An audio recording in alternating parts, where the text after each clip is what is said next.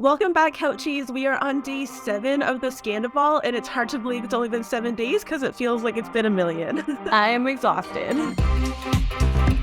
But today we're going to be talking about what we think that this is going to do to kind of impact reality TV maybe forever. So before we get into that, what exactly is a Scandoval? For those that don't know, this refers to the scandal that has taken the Bravo community by storm over the past week. It involves Vanderpump Rules cast Tom Sandoval and Ariana Madix, who have broken up sadly after 9 years together, and they have broken up because of a cheating scandal between Tom and a castmate, Raquel, whose real name is actually Rachel.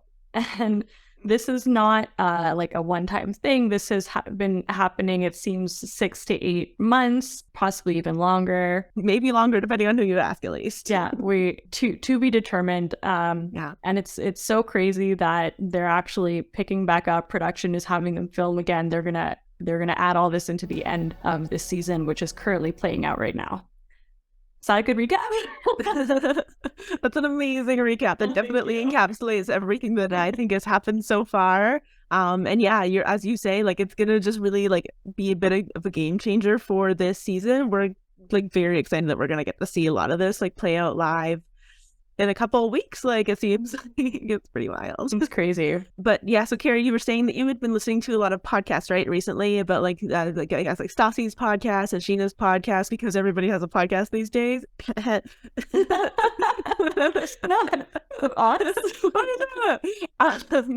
So what were you kind of like hearing from some of those podcasts about like what their interpretation of what's gone down is and what they were able to share? Yeah, so I've heard there's been so many things that have just been coming out like more and more and more since last Friday when the news broke. The first thing I think that we started hearing was this news of the matching necklaces so Raquel and Tom have these matching Thunderbolt necklaces, I think, that is supposed to like signify their love to one another. That is so unsettling and upsetting to me. It's just so sneaky and cruel. I can't get over it. Yeah, that's one of those things too where like it sounds like you're like, oh, you'd probably like see it in real life. You'd be like, oh, that's an interesting coincidence. Like, what a weird little coincidence. And then you just like go about your life and like not think about it really too much. And then when you like, as I'm imagining myself as like Ariana, when you like find out like that's allegedly what it was, you're just like, oh my God, I can't believe it. Like, why did I not think of that as like a bigger deal than it was? Like, I thought it was like just such a small little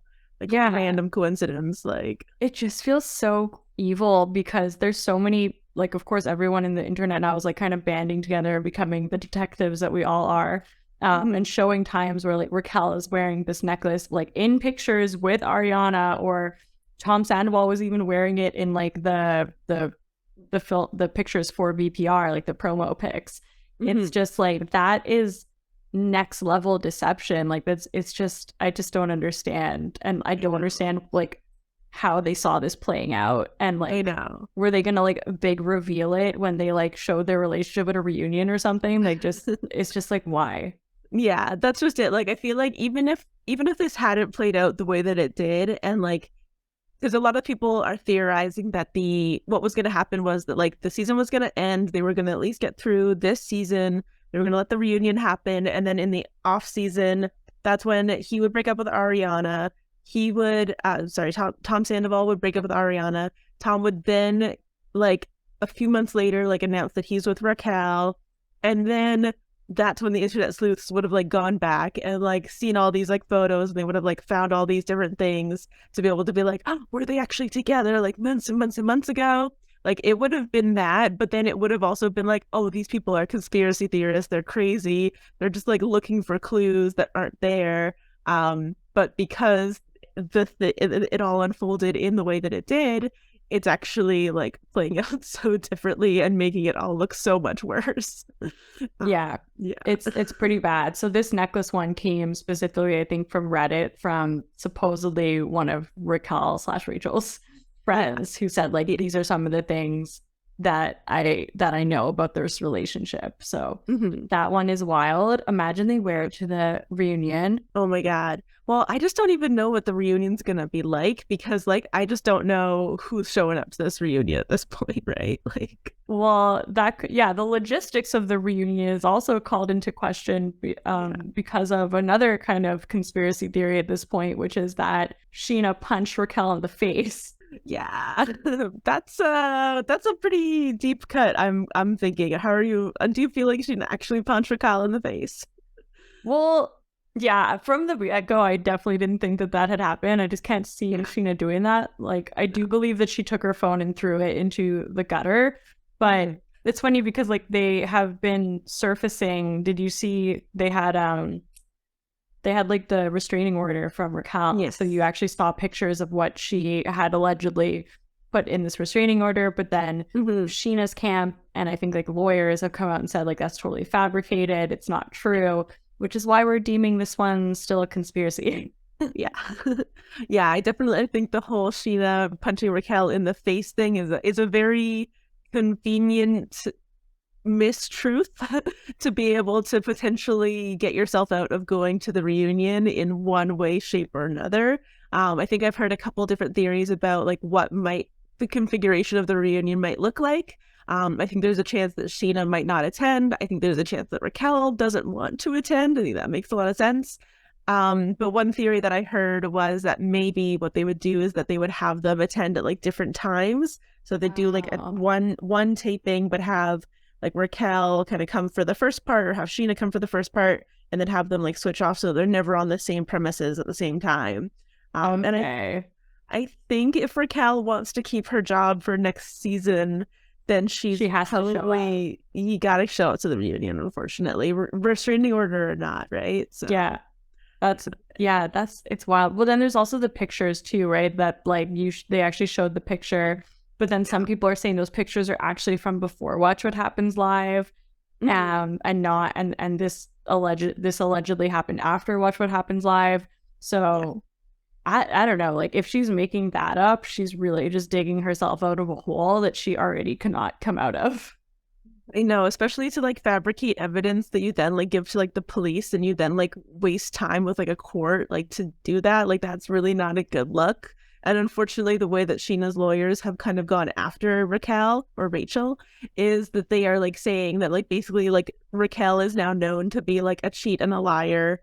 And how can we have like any kind of credibility like of these statements that she's putting out there into the universe? So yeah, it's kind of unfortunate. I think it was quite convenient to like leak those images to TMZ as well to kind of like really like reinforce this kind of like PR strategy of like painting herself as a victim, right? Well, that's it. Another thing that struck me too is like it seems that Raquel, when she put out her statements, she put them out with news outlets first, before she put them on Instagram, and it's like that's if you really want to make people think that you're sorry, put out an exclusive statement. Yeah, with people the press. Yeah, exactly. It does make me wonder, and I feel like somebody who has like insider knowledge of how the like industry works would know this, but like do you get paid for like an exclusive statement like that? Like does she get money for giving her statement to people before she put it on her Instagram? Like I would imagine so, but I'm not sure. Yeah, her PR strategy is not great. Yeah. So and you know, taking a page out of good old Erica Jane's Victim, and her story too was like, I'm not a victim, but here's all the ways in which I am a victim. This has been done to me. This hasn't actually been done to anybody else. Yeah, that apology was something else, but I guess, you know, to give credit where credit's due, Tom Sandoval's apology was also horrendous. His 2 attempts at an apology. Oh yeah, because he needed 2. He needed 2 because he forgot to mention Ariana the first one, so he needed a second one to make sure. Oh right, and then he like really covered his bases. I think he said Ariana like 6 times in the second one just to make sure that we knew that she was a part of this too. It just shows how out of touch everyone, like, or at least Tom and Raquel are, like that they thought that those apologies were going to land in a different way. Like, Tom, you literally didn't mention Ariana in your apology. You mainly just said, please still come to my restaurant. Please don't harass my And don't workers. hurt Schwartz. Yeah, exactly. Schwartz had no idea. He just found out himself. Well, that kind of brings us to the next conspiracy theory, which is the Coachella theory. Essentially, the wrong Tom theory, if you will.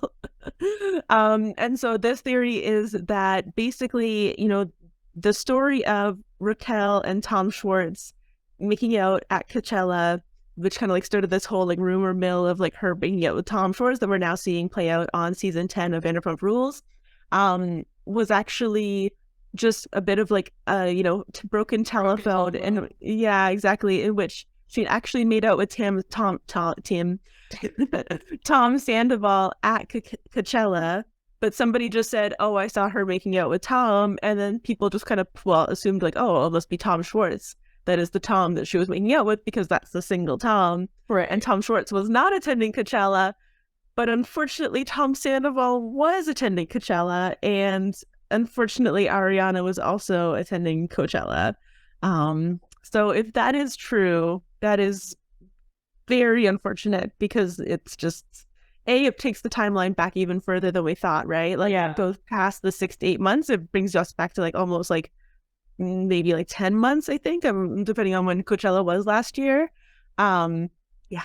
Well, also just to do something like that where she is, I don't know, like I don't want to believe it just because it's so horrendous, but there's also been rumors that they had been hooking up like in their house, like Tom had been hooking up with Raquel while Ariana was out, so like they might be willing to cross some really horrible lines. Yeah, both out of town, both when Ariana was out of town and potentially when Ariana was at the house. Like that's just the thing too, is that these rumors are so insane and we don't know what is true and what is fake. But even like Coachella's like such a public setting. Like, yes, there's a lot of people at Coachella, so it's like easy to feel like a little bit more anonymous. There's a lot of famous people at Coachella, so it's also maybe a little bit easier to feel a little bit more anonymous. But like, there's a lot of potential like viewers that could be seeing what's happening if that was the case, right? Like, I just feel like it would have come out. Like, I feel like someone in that crowd would have like taken a picture or like, I don't know, like if they were able to do that, like that's really just wild. So I guess we'll just have to wait and see how it plays out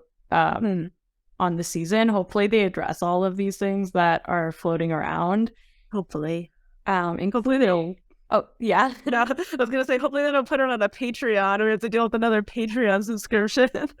Robin defending God, Sheena Shea. Yeah. Oh, did you see Sheena actually put out like a teaser for her Patreon? Yeah, I saw it. I was so annoyed. Yeah, and it looked like she made it like so dramatic and like enticing and like you're gonna get all the tea. But then I think what had happened is her and Lala had filmed podcasts like very shortly after the news came out spilling the tea, but then production started to come back up and say that they were filming it. So now they had to go and like re-edit their podcast, or from what I understand, Lala just has a podcast that she's going to put out later.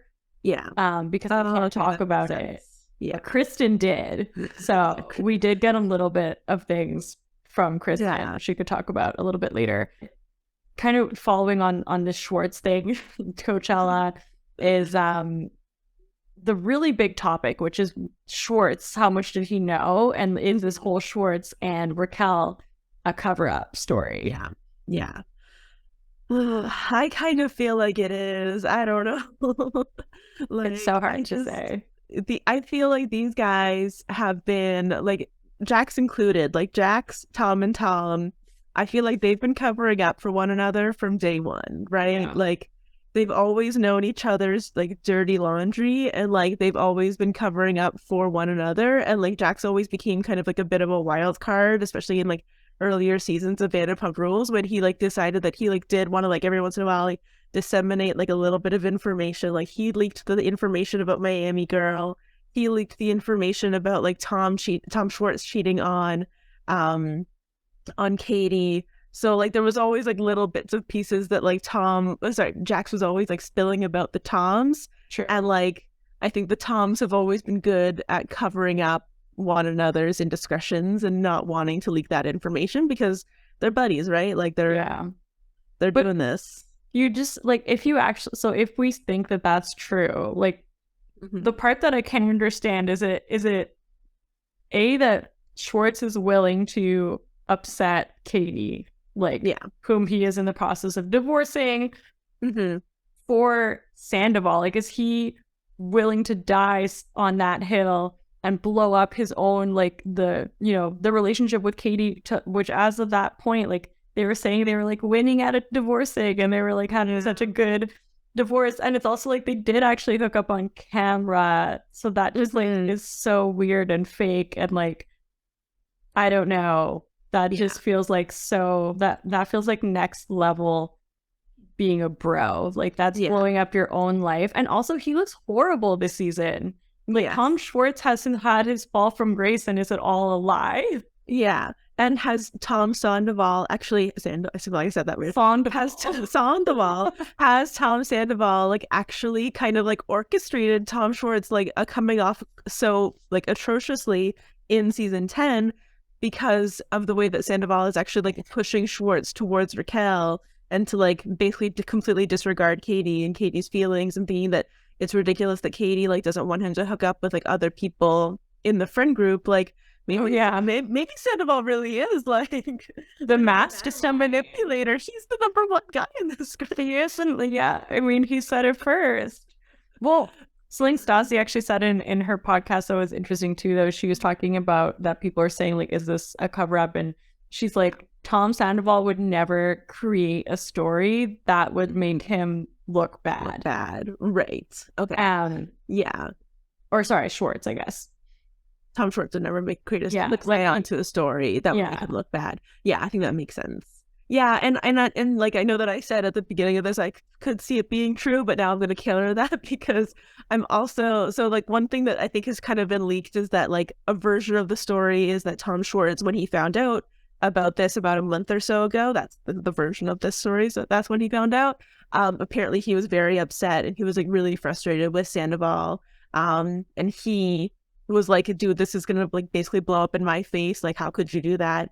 And that's kind of true, but I think the only way for me to kind of like, me in a very like selfish way, to have like coming back to Schwartz and like have a bit of a forgiveness for Schwartz is like if he actually now kind of like puts his money where his mouth is and like kind of like shows that this is not okay. What his friend has done here is not acceptable. Obviously it's very difficult because they're like in like a very codependent like working relationship in which they're like now in like tied into like two restaurants together. Obviously that is based off of their brand, like it's selling their names, based off their names, like disassociate the way that Tom is asking them to. Yeah, it's true. Honestly, to me the thing that makes the most sense is that I think someone said that he found out about a month ago, in which like Tom probably feels played as well because like he did have this fling with Raquel, and then like Raquel was essentially just using him to make Sandoval jealous, which is something that's kind of floating around, which would kind of make more sense because like even the way she tries to spin the story of why she liked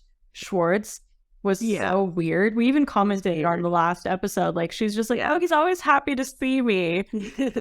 That makes sense now if this is true, and she just did it to make him jealous. But I do think he knew during that watch what happens live with Sandoval and Schwartz because he was so awkward and uncomfortable and kept looking at Sandoval for like answers and Tom Sandoval this Tom. and Tom Sandoval looked like so panicked. There were definitely some moments when his face was like oh no.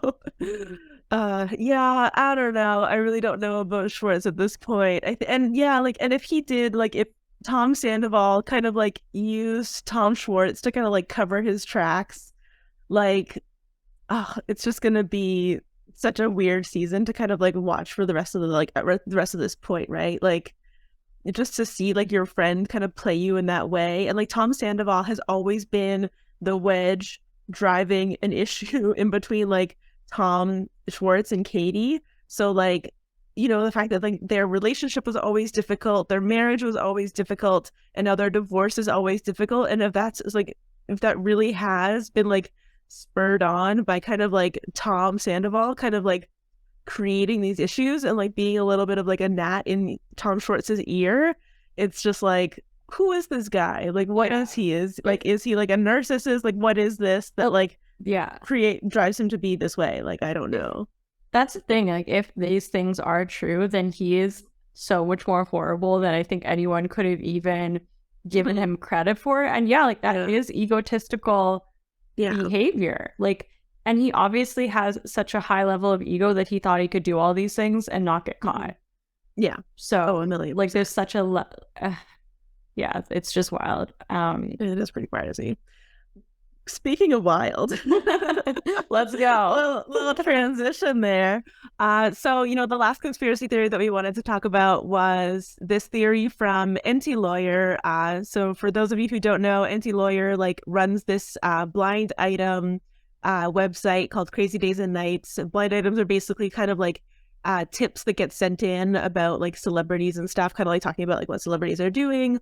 And it's kind of like a blind item because it's like, it's an anonymous tip, and the like it's not specifically saying who the celebrity is. It's like a coded language to kind of like talk about who the celebrity is. Anyways, it's a whole thing. Definitely, if you want to get into the blind item world, I'd recommend it. It's very interesting, but I wouldn't take it as if it's all true, because I definitely don't think that that's the case. But anyways, so NT Lawyer had this theory that this is all for ratings. And he basically posted this on his TikTok, saying that within 24 hours of like the lowest ratings recorded for Vanderpump Rules within the last 2 years, this bombshell drops, and all of a sudden they're able to, you know, pick up filming. They're able to kind of like intertwine it into this like most recent season, and this is going to be the thing that like saves Vanderpump Rules. And essentially, yeah, this is all for ratings, right? Like this has been fabricated by Bravo or by the cast of Vanderpump Rules to get them back where they need to be for them to be able to continue on with the show and get picked up for season 11. So it's a wild theory. Yeah. It's a wild theory. I mean, obviously people who believe in conspiracy theories and believe in like that kind of like crafted part of Hollywood are gonna think that this is true. But I don't know. What do you think, Carrie? Yeah, that's a lot. Well, actually, okay, this is actually what I meant earlier. From Stassi's podcast. Okay. She had said, because she talks about this. To this, she had said Sandoval would never partake in a storyline that made him look bad. Okay. Because he has too big of an ego for that. Right. And even Raquel too, right? Like she can't understand what would come onto her, like the hatred, and that, you know, look at how much like the world is a little bit much, but like the Bravo community Bravo has gone global this week because of this everywhere. So, but like everyone has just like rallied around Ariana. Like, yeah, I feel like if something like this were fake, there wouldn't be like such a clear, you know, victim and villain. And also it's almost too diabolical to be fake. And if they had this in their back pocket and they had the ability to stir something up like this, they should have done it last season, which was like terrible. Oh my god, yeah, could have gotten rid of Brock a lot sooner. We had something else going on that would have been. I think you're right. I think it's a little bit too good of a storyline to be fake. Right? Like if Bravo was able to craft something this interesting and this that like completely took over our like lives for an entire week, like they would be doing this every season for every single show, right? Like, yeah, how could you stop at just this? You'd like be like, okay, now we're gonna go conquer the world because we're just gonna move into scripted television now. Pretty much.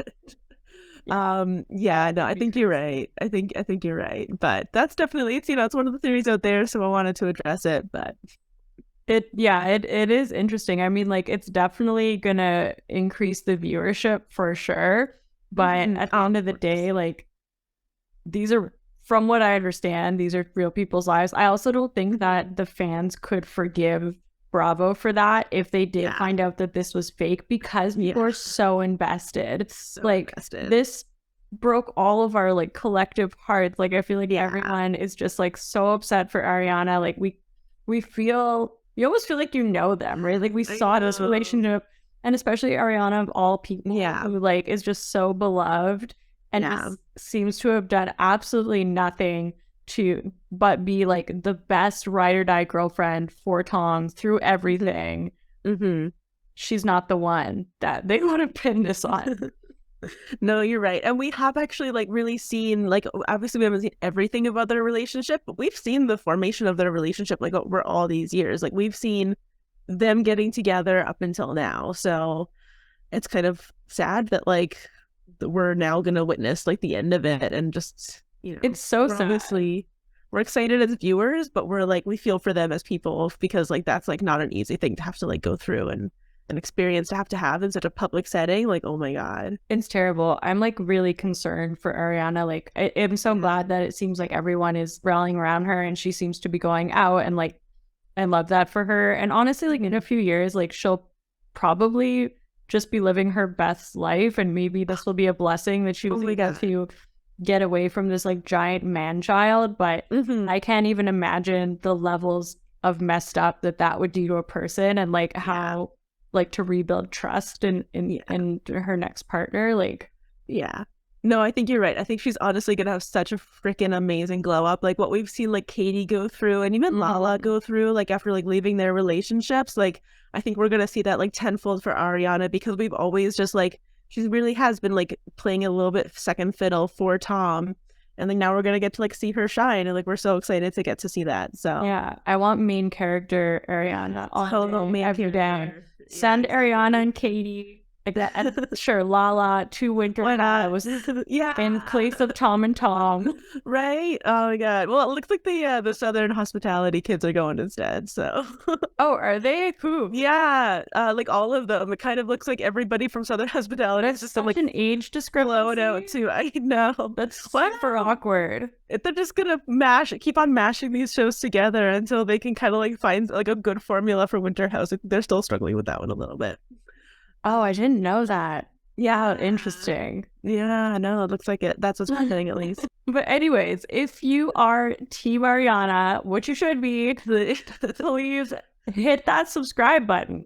Yeah, and if you're Team Rachel, you know, we understand everybody has different opinions. Go ahead and hit subscribe as well, and let us know what you're thinking in the comments. We'd love to hear your thoughts. Yeah, exactly. But you might find that we're a little bit biased. We might be a little bit biased, but we're open to listening to different opinions. So now that you're caught up on the conspiracy theories, we wanted to think about how this is probably going to impact reality TV as well. Yeah, is the Scandoval going to change reality TV forever? Are we watching reality TV change in real time? And what got us thinking about this is, you know, we're at a place now where they are starting to pick up production once a season has already filmed and is currently airing. The cast is leaning in so hard, where previously I feel like when these types of scandals come up, a lot of cast members from like Real Housewives, for example, will kind of stay a little bit more quiet.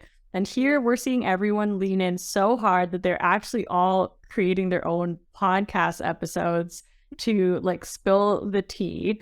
And obviously this is going to be impacting how we watch the season that's currently coming out. So there's a lot to think about here and what this might mean.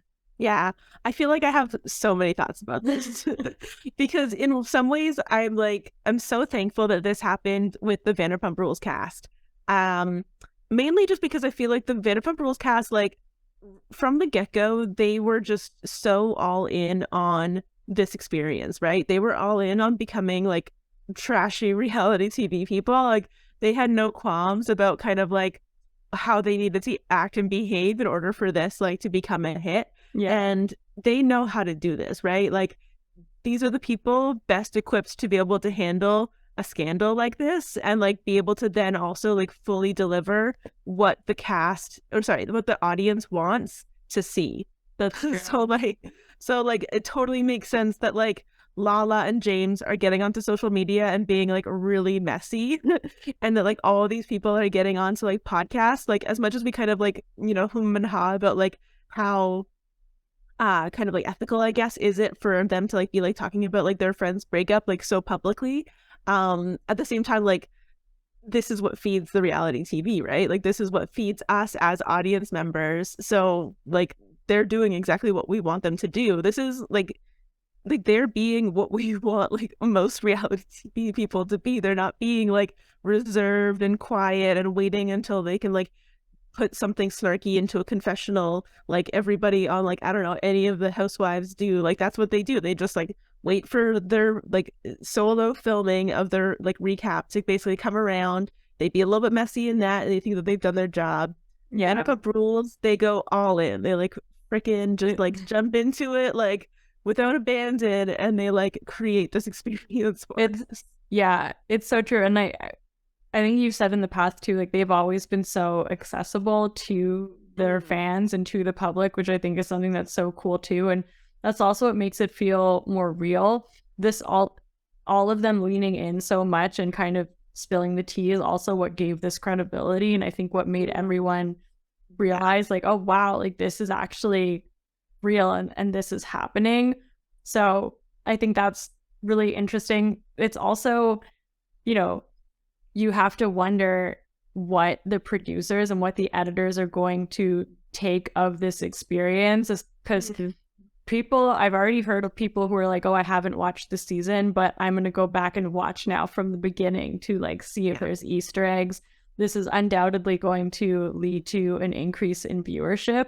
And also as fans, like, is this going to impact what we expect in the future of like the level of drama? Because we're seeing it play out like on and off screen, and then the off screen impacting the on screen, and like it's like it's like cyclical now. It is. It is cyclical, and like that's just it. Like not only is the drama happening in like the like in their real life, it's then happening like on their social media, and it's happening on their like interview takes, and like and it's going to impact the reunion that is like gonna film in a couple of weeks. Like this reunion is going to be so much more impactful because of these like events that have happened and like the way that they're all going to be responding to like one another, and like the drama is just going to feel that much more fresh and real because of it. It is so crazy. And we've had conversations in the past too about how like social media is becoming like a bigger and bigger player in these Bravo front like franchises, where something that might start on social media will make its way into a show and like fuel things in the show. But then also like as the show's airing, the cast members will kind of be having like their own like social media fights in real time. And you're getting, you know, more like hot mics where they get like recordings of people when they didn't think that they're being recorded, because people are starting to be a little bit more manicured or show less of their real selves. So I feel like the editors and producers have to get more crafty in the way that these like real like reality TV shows are created. And I just wonder what the impact is of this. Yeah, well, that's just it. Like, I feel like you're talking about Potomac right there. Like, yeah, and then we like that wink, wink. But even Salt Lake City, that happened as well. And yeah, that's true. There's been like a couple like hot mic moments that have been questioned about whether how like hot these mics actually were, and or I guess how unknown these hot mics were. But then like like Wendy's moment of like the hot mic this season of Potomac with like the producer like running up to her and being like, "Hey, so like, what did you really think about Mia?" And her being like, "Oh, we all know she's lying." But like that's the great thing about the Vanderpump Rules cast too, is that like none of them are like afraid to like, you know, say it to their face that we know that you are lying. And Andy said as well that apparently like all of the non-Housewives show like cast had been messaging him when this broke, but he hadn't heard from any of the Real Housewives castmates, like cast members. So it's just like, it's just so different. Like we even know people who don't watch Bravo who have heard of the Scandoval. Yeah, I know, that was the craziest thing too. Yeah, well, honestly, even more than like, and this is me going on a new tangent, but like even more than like Vanderpump Rules changing reality TV, like is this Vanderpump Rules changing like the end of Housewives? Like if this is what a TV show, like these people are not making the same amount of money as like most Housewives, I'm assuming. Like Housewives is very like prestige level of Bravo show. And like not everybody that's on Vanderpump Rules is making what a housewife is making. I think Jen Shah, they like reported that she was making like $50,000 an episode in like one of her like first seasons of Salt Lake City. And obviously there's only been about three seasons of Salt Lake City. But like it's suspected that that's probably about what the seasoned people of Vanderpump Rules are making. So like it's very different, and like clearly Vanderpump Rules can like produce something so much more interesting than all of the like I don't want to overstate myself here, but like we've seen so many like bad seasons of Housewives this year. Yeah. That like I can't believe that like that's what they're producing, and that that's what these are that's what these kids can produce now instead. These 40-year-old kids. these 40-year-old children. These children. And you're right. I never really think about that. It is really like, as much as this is just like such a gut-wrenching and like it's unbelievable. Like we are watching something play out that you would not wish upon anyone, especially not Queen like Ariana, who everyone is obsessed with.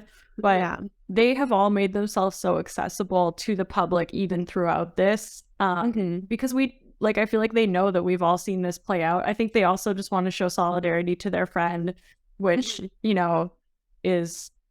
is good, and I'm glad that hopefully out of all this, Ariana at least can see all the people that are rallying around them. But you do have to think, if this had happened in a housewife show, I don't think that we'd be being allowed to we'd be let in as much as we are here. Yeah, I think you're right. I think they're a lot more guarded, and they I think that there are housewives that have let us into quite a lot of their life, but I think there's also a lot of housewives that are like, I do my couple of months of filming and then I like call it a day and I see you in 6 months, 6 months, 8 months, whatever. Well, it's just like, I feel like it really makes me think of the Robin situation in Potomac, like you just said. And I like traditionally had also been team Robin. I think she's fun. Like I really like her. Yeah, it's a little messy. This season, like when it came out that she had really just been helping produce this, what seemed to be fake storyline about one of the husbands, Chris, when in reality, she was going through her husband being questionably unfaithful, or just going to a hotel and putting his card down for a stranger. Yeah, she forgot her credit card or something. And you could tell like Andy was pissed that she kept that out of the season, and then they put it out on a Patreon, like out behind a paywall.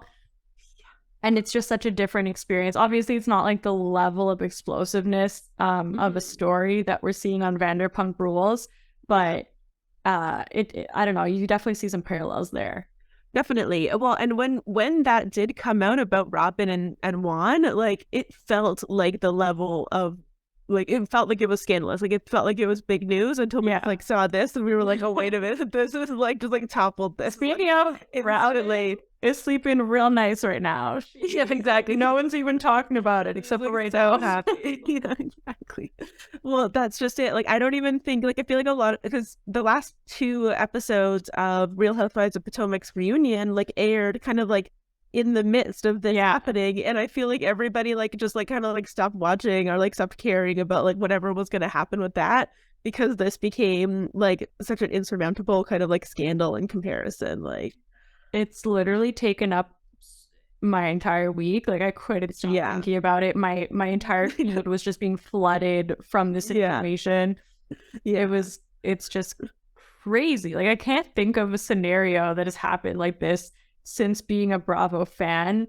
That's like so all encompassing. Like Andy rescheduled Watch What Happens Live to have Lisa come on. Yeah, everyone's filming their own podcasts. I can't help but think that Kristen is coming back to film. Like Kristen, Kristen Doty is back. This has brought Kristen Doty back. She must be so happy about that. And her podcast is now number 2 in whatever category it is. Yeah, Stassi's is number 1. I can't imagine number 2 had she not released a podcast that basically the whole thing was updates about how Ariana's doing. Yeah, exactly. I didn't even know that Kristen had a podcast before that. So, or like maybe I pretty knew, new. but like pretty back in my like the bottom of my brain if I didn't know about it. Like I knew Sheena had one, I knew Stassi had one, I knew that Lala had one, I guess. But Yeah, it's yeah, I guess Katie has crazy. one too, doesn't she? Oh yeah, I think it's ended though. I think she said that So lost everybody has a podcast. it. Everybody's got a Hey, podcast. We have, who are we to judge? exactly. We're not. Listen, we're hustling here. You gotta do. And then the other thing that's so crazy too about this is like we mentioned, it is like undoubtedly going to impact the way that we watch this season. And I feel like we already had so many thoughts watching the season just because we thought we were watching, you know, the end of Katie and Tom's relationship, which we had also seen throughout like this entire series, and the whole Raquel of everything in it. It was already such a shocking season. Like we were changing our mind on Schwartz, who was looking like he was a villain, that Raquel's like, hold my beer. Like for this to now happen on top of it, I just, it makes me think so many things while watching it. Like one of them in particular was the scenes with Katie where she is out with her mom and the girls, and her mom has to, and then Raquel has the audacity to talk about her asking Schwartz to make out. Yeah. And Katie's mom has to be like, do you know how much my daughter is hurting right now? Like, that, I realize what a divorce is. Yeah, like that's, oh my God. Now when you think back on that scene and you're like, if Raquel didn't even like Schwartz and she was causing all of this pain, it's like so much worse.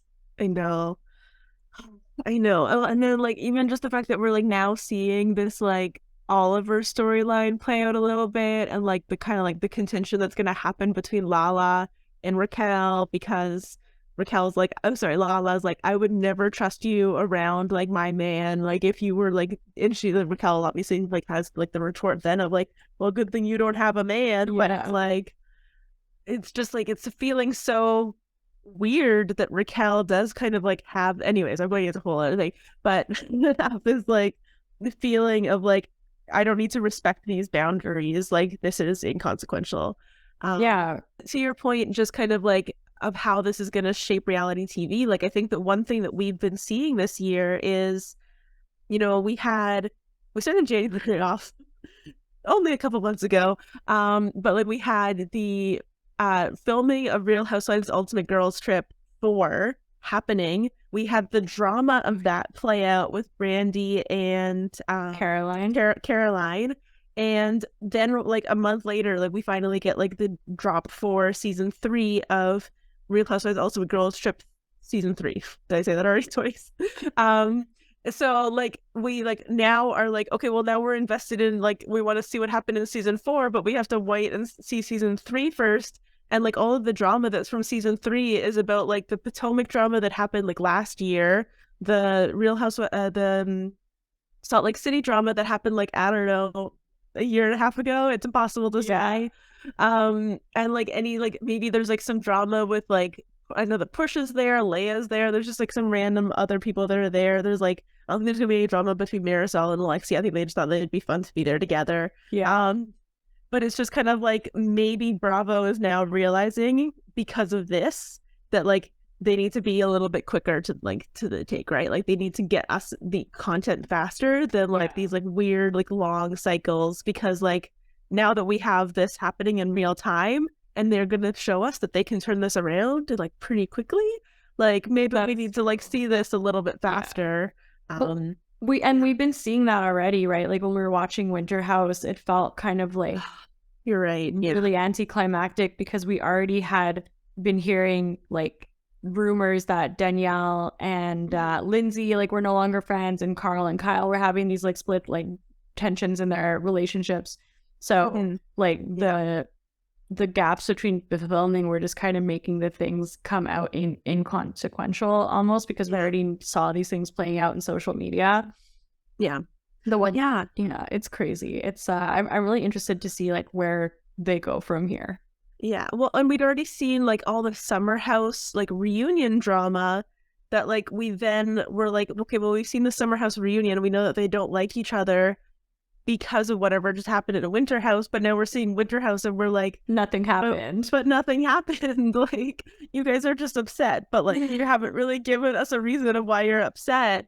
And it's just like, it's making it it's kind of so chaotic for like a viewer, and I'm sure it's chaotic for a network too that's trying to manage like social media and leaks and Dumois and blind items and like all these things. But like, I don't know what the answer is, but it's just like, well, I guess we'll see. And so that actually transitions us into a little bit of a lighter note. yeah, but not even really that light, which is Summerhouse is actually still airing amidst all of this chaos. Unfortunately for Summerhouse, because we don't really know what's going on with them anymore, right? Like, no, they're getting lost in the shuffle of all this like massive Vanderpump Rules scandal. totally. And maybe they're not even that upset about it, because we're seeing some questionable behavior. Episodes 3 and 4 just came out, and we're seeing a lot of kind of like cracks in Kyle and Carl's friendships, and some like really weird fights where we just don't really even understand whose side we're on. So I did want to talk to you a little bit about that, although it does seem hard to talk about anything else. I know. Yeah, totally. No. Yeah, let's get into it. What are you thinking about? So Kyle and Carl. Yeah, I feel like that's a good place to start, just because it feels like the kind of like foundation of so much of this season already is like kind of watching this friendship fall apart, which is like pretty sad. Yeah. Well, and kind of like in the most recent episodes, they like Carl finally comes over and like addresses with Kyle kind of like his issues in like the business world, which is kind of something that like Kyle's been like, you know, trying to figure out like why Carl's like not working and why he's upset or whatever. And obviously Kyle has his theories about it all being Lindsay's fault, because obviously everything's Lindsay's fault. Everything's Lindsay's fault. You know? And then we see them kind of like have like a little bit of like a reconciliation over their like business affairs, and they have like a plan to like go forward, which I'm like, this actually sounds like an awful plan. Like, I think it sounds like Carl doesn't want to be part of this company anymore, but you're just gonna like reshuffle him a little bit, and like, but he's also like not coming out and saying it too. I know, like, it's just like, why are we just like making this like even longer of a process? Like, let's just like cut our losses. Yeah. But anyways, and then they're fighting because, I mean, why are, like, I don't even understand why Carl and Kyle are kind of like fighting at the end of that episode, right? Like, or they're the lack of fighting that's like happening between them. Well, yeah, it's also confusing because like I do feel like I can kind of see different parts on each side. Like, I definitely do not condone Kyle's outburst about Carl, and to use like what is essentially the lowest point of Carl's life against him, like to help him when he's in such a hard time, which obviously meant so much to Carl. Like, I had forgotten about this, but I saw a clip from the reunion last year where Carl's like, I was in such a rock bottom part of my life, and Kyle came to me and he's like, I love you, and like, it meant so much to me, and he was like crying. For Kyle to then turn around and throw, you know, his like addiction in his face in such a public forum, is like, there is no excuse for that. And also like, this could impact Carl's ability to get a job elsewhere because you're putting all of this stuff out there like that. That's not okay, and I don't think anything Kyle can say can make that okay. At the same time, like, we don't like, it does seem like if Carl was being checked out and, you know, not telling people when he's going on vacation or whatnot, like, I'm sure there were frustrations that were valid. It's just like Kyle took it in Kyle fashion and just like went like so far over the line that like you can't be on his side anymore. I mean, like, to a certain extent I get that, but at the same time, like, Loverboy does not seem like a good company to work for. Like, just like the mere proximity of like Loverboy to like Kyle's like house like feels like like across the hall. This feels like a red flag. And then also like Carl is probably now one of the oldest employees, not like age wise, but like mature, like tenure. Yeah, exactly that. Thank you. That he's like probably been there the longest. So like, if I was kind of like one of the almost like founding members of Loverboy, I was like one of the like original 3 essentially, like, of course I would probably not question if I like needed to like give like, hey HR, I need to go on vacation this week because I'm going to go to a wedding, and so I'd like to take Thursday, Friday off. Please let me know if this is whatever. Like, and if there are new structures that are being built around the company that are then like actually having like overhead above Carl, then like I guess that kind of makes sense. But he still probably like operates in the way that he's always operated at this company, and now he's being penalized for like the fact that the rules are changing and he's not adapting to them. Yeah. And I think that that's maybe probably like a little bit unfair, especially with this whole like how like Carl was VP of sales, but then there was also like apparently like a new VP of sales, and it's like, Yeah. if so this VP reporting into the VP, like I just think it sounds like a not good experience of like being there. Like, That's totally fair. I definitely understand that. And I just love when Amanda was like, "Oh, you don't understand what's going on," or maybe Kyle said you don't understand what's going on. Danielle's like, "Yeah, I don't want to work for Loverboy, and I don't know what's going on." believe it or not everyone wants to work for Loverboy. Kyle. Yeah, I mean, I think that whole thing is just like messy from the start, and also like Carl's really just such a different part of his life. Like, it doesn't take a rocket science to think that someone who is sober maybe doesn't want to work in the alcohol industry, especially one with like where Kyle's just like out partying, and like, I mean, just from seeing his outbursts, you can only imagine what he might be like in a professional manner. Like, No, totally. And that's just it. Like, you're literally like flying yourself into like these like situations. Well, I'm assuming he's flying like whenever he goes to these events. I don't know. But like you're like putting yourself in situations where you're like constantly not only are you like surrounded by alcohol, but like you're promoting alcohol. Like, you're promoting products that like you can't taste, right? Like, you're the face of a brand that's alcohol. Like, it just doesn't make any sense. Like, it would never never happen in the real world. So like, it's obviously only like something that's like come about because of like this reality TV. Yeah, I think it's just like they're having issues with their friendship, and they're just like, the fact that they're bringing the work drama into the show is just like not cool, really. For I don't know. It's so strange. You just never really know how you feel about these things, because like I remember when we saw the scene of Kyle and Danielle talking about the relationship, and Danielle's like, it was hard for me when Carl and Lindsay started dating. Like, we were like the three best friends, and then now like it's just the two of them, and I'm on my own. Like, you really feel for Danielle. Like, so obviously like they have a right to feel upset. And like Lindsay can be controlling. Like, she is this big personality.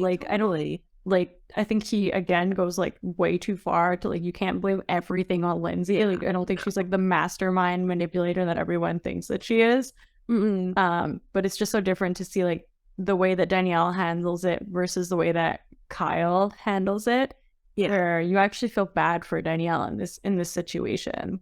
Well, and if Lindsay's like part of like what she's doing in kind of like seeing Carl like into like the next phase of his life in his like sobriety journey is like giving him confidence and telling him that he has like self-worth, and that he's like, you know, like, maybe you do, like, you deserve better, like, you deserve to be like feeling you're getting the recognition that you want and whatever. Like, she's like bolstering like his like confidence, and like that's never a bad thing. And to then like have her be like so demonized for like attempting to do that for like her boyfriend is like kind of ridiculous, because like obviously that's what like any supportive partner should be doing. Like, that is so true. It's that's what you would do as a supportive partner, is make your partner think about their self-worth.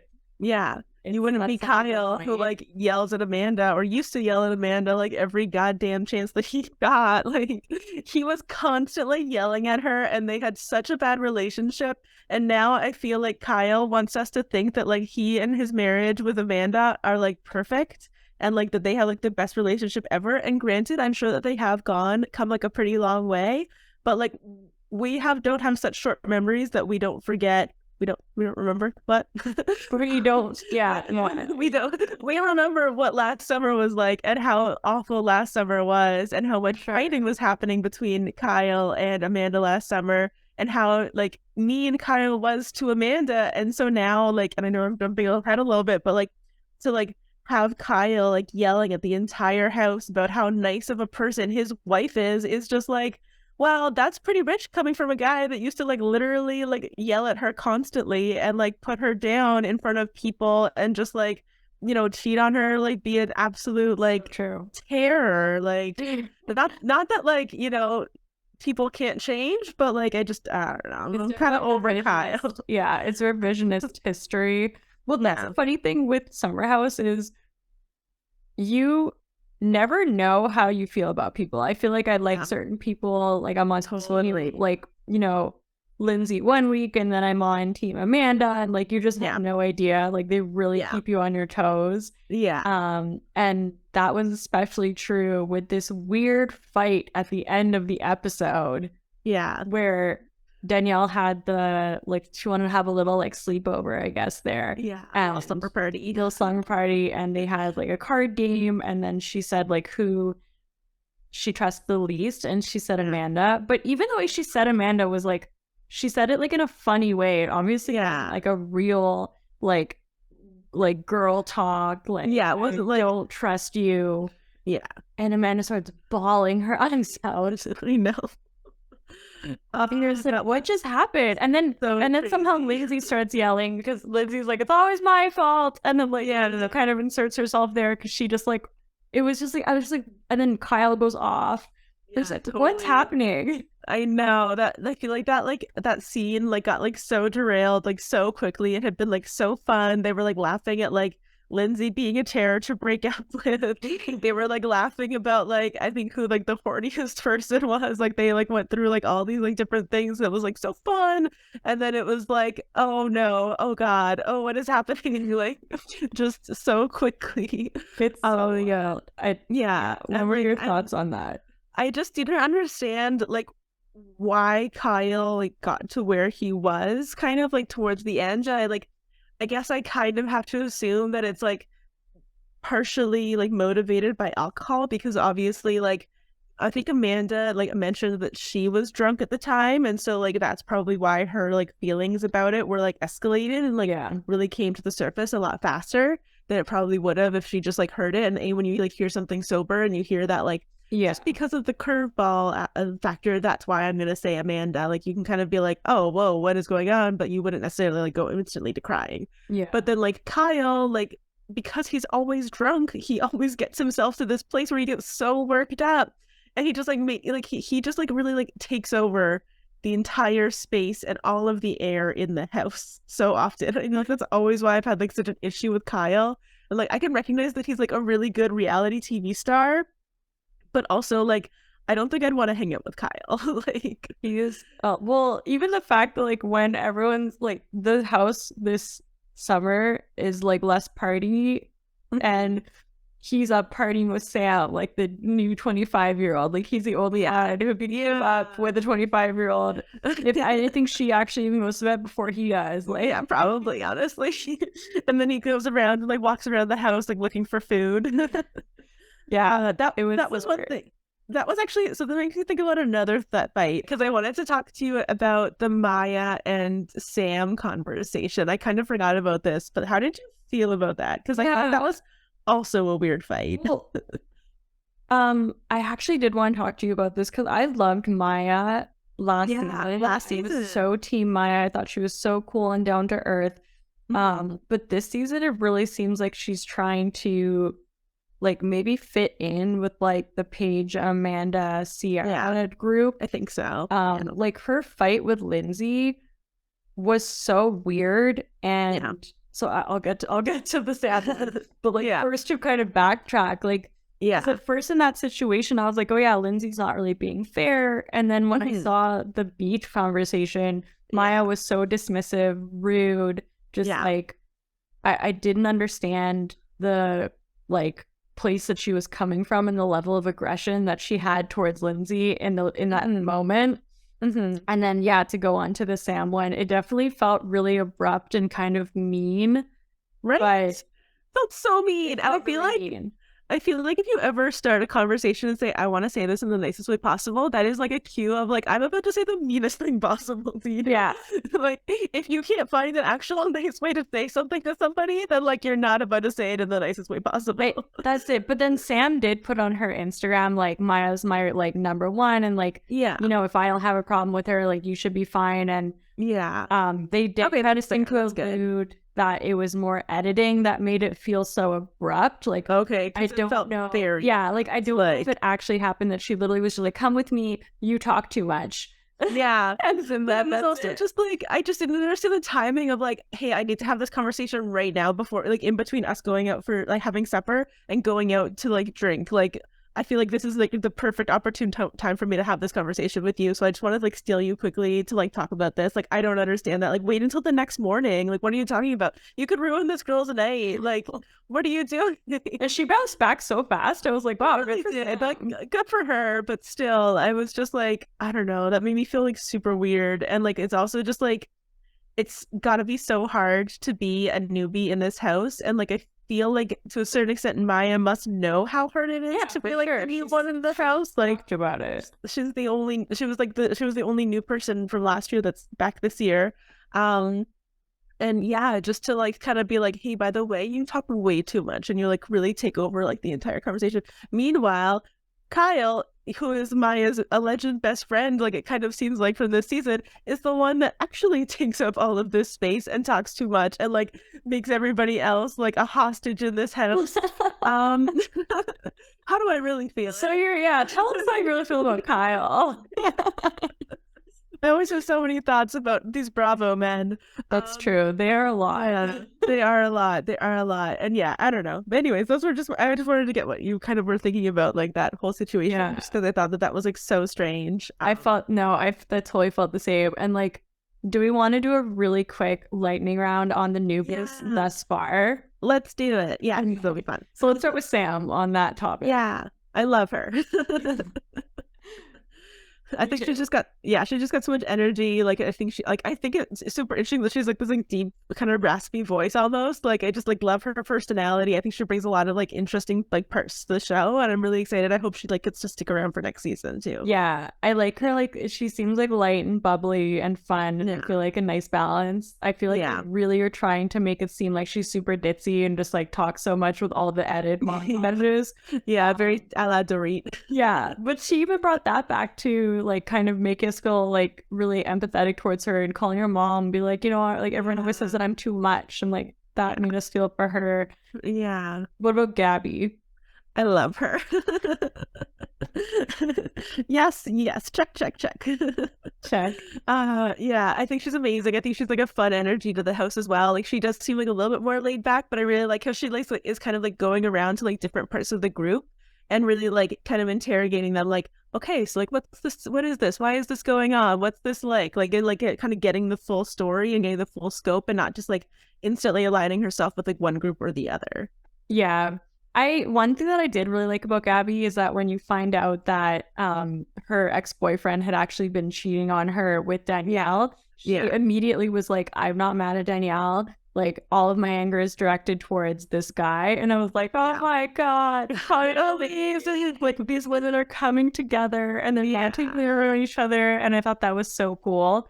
I think I'm still making up my mind on Gabby. Maybe that's like that one scene that she had with the guy where she was like, oh, you're I forget what. A cancer. Yeah, it's all cancer, horrible. Like, I don't want to talk to you. And then she was like, shut down their conversation completely. I was like, that's so mean. Oh my God. Well, in her defense, it's come to light that Tom Sandoval is a cancer man. So I think she's been proved right. Oh my God, that's hilarious. And then Chris, the like only dude. Yeah, just not feeling Chris. I don't think Summerhouse knows how to have a guy in the house. Like new guys. They don't. Yeah, I feel like I don't even have an opinion on him. I don't even really remember something that has happened around him or that he's done. No. Yeah. Except for just chill with Kyle, I guess. Just being a dude. I think that's everybody. But obviously, if you guys have thoughts and feelings about the new cast members, we'd love to hear it. Are you liking Gabby? Are you liking Sam? Are you liking Chris? Do you want Chris to come back next season? I definitely want to hear your comments in the thoughts below. And also, of course, be sure to subscribe and like, hey, give us a little like. Why not?